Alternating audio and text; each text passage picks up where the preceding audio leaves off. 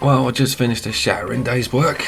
Just come through the door and now I've got my night job to review this trailer. I know I sound a bit knackered, but I really want to talk about this because this could be the modern day Bioshock we want on 10th generation systems. By the way, it is not an Xbox exclusive or Microsoft exclusive. It's coming out on all bloody platforms. I will put a link to the video also without me blabbering. And talking of blabbering full time, my Patreon link is in the description. Okay, has this trailer given us anything new from the previous material released? Yes, there's a lot of interesting stuff in here, one of which isn't the annoying patronising narrator, but he gives us some very cool information. A lot of it has been confirmed. This is post-war USSR in the mid-50s, and it's kind of looks like it's taken a bit of a different parallel canon with the universe. There's been huge jumps in technology and development. Andrew Ryan, as you can see here sitting at the table, has made some amazing thing that allows AI robots to do all the menial tasks. I love the way that people just say that, like it's the answer to everything. What about every labourer on the planet rioting because they've got no work, or anybody who does any trade task or farming even, like on the picture? Society would collapse. Let's address that now. This allowed robots to free the people from manual labor in favor of arts and science. We're being shown a lot more outdoor shots. Now, what you need to watch with trailers like this and listen to very carefully is the language used. And one thing that is not mentioned is the word open world.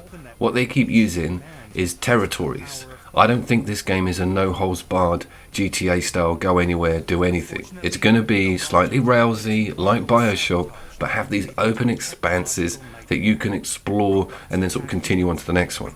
We did see some flying car footage, but no external, and also vehicle footage in and around the streets. So these territories aren't going to be that small. You are sent by Sechenov to investigate the circumstances of the incident and restore the neural network. Something dodgy's going on with this trailer upload also. I went to the Mundfish website because I'd be damned if I'm having GameSpot's disgusting logo in the corner of this capture, or IGN, or any of them pricks. And there's no 60 frame per second version of this trailer. It goes right up to 4K. I've uploaded the 1080 version because of Talk, and I need to get this out by the end of February. But that's super weird and not something I've ever seen in my whole time of capturing promo trailers of developers directly. You would always have a 60 frame per second option. It's a selling point, if anything.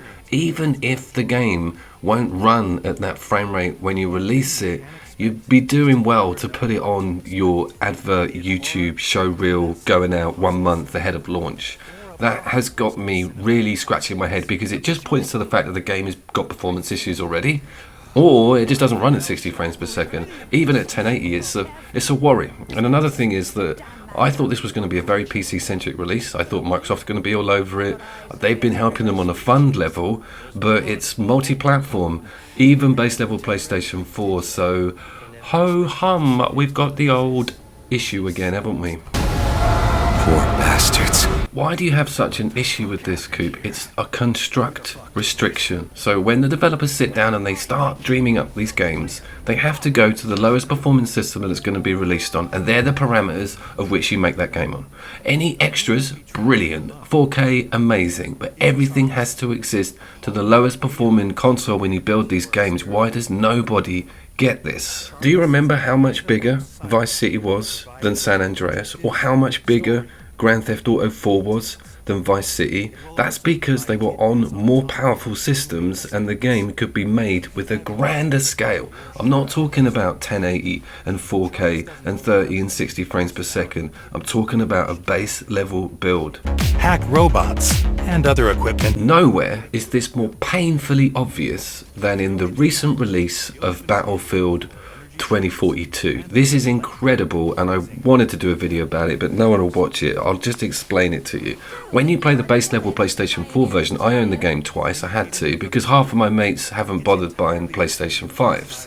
When you go into that base level mode of the game, you've got half the amount of people on map, you've got half the amount of checkpoints on map, and you've got half the amount of locations. And what that does to the Battlefield game model is just sterilize everything, cause you to have to go and capture the same point every time, and just deal with almost the same people every time. There's none of that beautiful crowd randomization or difference in direction that you can take when you play it on these 10th generation systems. The jump is ridiculous to the fact that the base level version of Battlefield 2042 is basically crap. Keep in mind that all robots are interconnected. You can tell I've been fun at work today. Shall we just talk about Atomic Heart instead of slagging off the entire industry at the top of your voice? Yes, and its Bioshock parallels are ridiculous, including mentions of hacking and using the machines, including the Andrew Ryan genius scientist guy inventing something incredible. There's even an atom equivalent with this sort of strange mixture that it looks like he's made.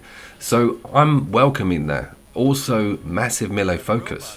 We saw a breakdown of different melee weapon types, and they've got this great Fallout sort of Dead Island look to them, where they're cobbled together from all manner of dangerous material. Who are truly formidable opponents. There's also loads of the previous trailers footage in it, which is a very good thing, and I'll tell you why. I thought this game was going to get an overhaul. It went down this funny development dead end, where the war in Ukraine, funds not being around, this being a Russian development house, everything was up in the air. It all just kind of looked like it was going to get walked away from. I was expecting an almost overhaul of everything. You know, when the new money came in, they were just going to rip it up from the ground and just start all over again. No, it looks like they've kept a lot of these assets and built on loads of these really cool levels that I'm super interested in from that trailer, including that transparent whale. You're in that museum, but then there's loads of this really awesome outside stuff, including driving that vehicle.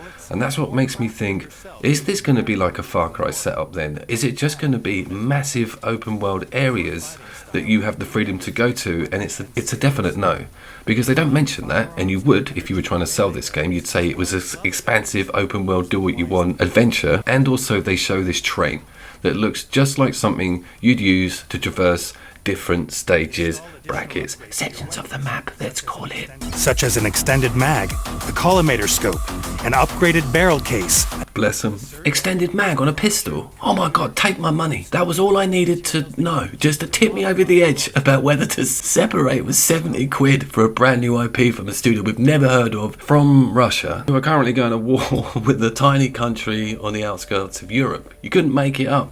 Whether you're a hardcore player in need of a frenzied, gore-filled challenge... What, there's another option to that question? There's another choice? The hell is he talking about? All of that stuff he just said, that's all I need, mate. Don't worry about whatever is on the other side of that coin. Let me say this before I go.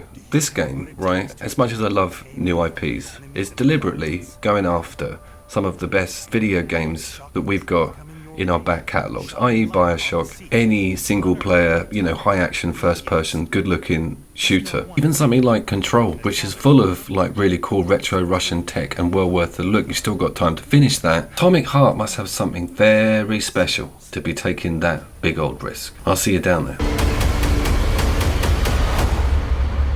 Atomic Heart.